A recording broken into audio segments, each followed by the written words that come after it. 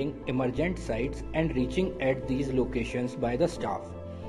In monsoon season, situations becomes even more difficult, causing unwanted detention of the trains. To overcome all these difficulties, need of a faster transportation arrives, and then Mr. Pankaj Soin, Senior DN West Ajmer, came up with an innovative idea of rail bicycle.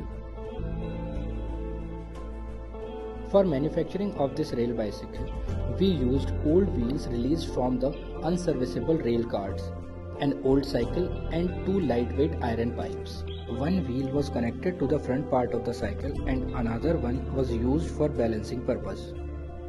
These parts were connected to the cycle with the help of nut-bolt system, which makes it easy to assemble and dismantle. With the help of rail bicycle, our trackman can easily reach to the emergency locations for urgent repairs.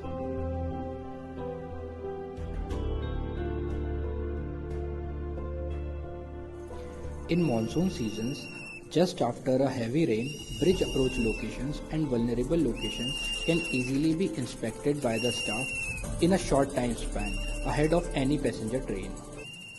Sometimes, jerk messages are received from loco pilots. With the rail bicycle, our trackman can reach to that site for ensuring safety. Apart from emergency situations, rail bicycle will be very helpful for hot weather patrolling and daily monitoring of the track. Due to spread of the COVID-19, some of the sections in Indian Railways are fully closed for the traffic. In these sections, rail bicycle can be used for patrolling to ensure safety and security in the section.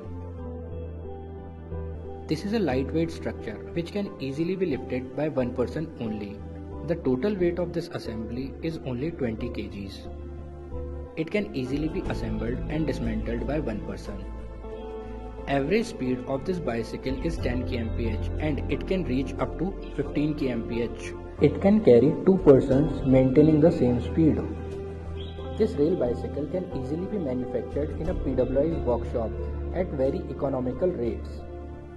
The total cost of the rail bicycle is only Rs 5,000, including the cost of old cycle. Further, with some modifications, this structure can be used over different sections of Indian Railways, and this can be considered as a one step ahead from the conventional practices. At last, we would like to thank Mr. Pankaj Soin, Senior DN West Ajmer, for his guidance throughout the whole project.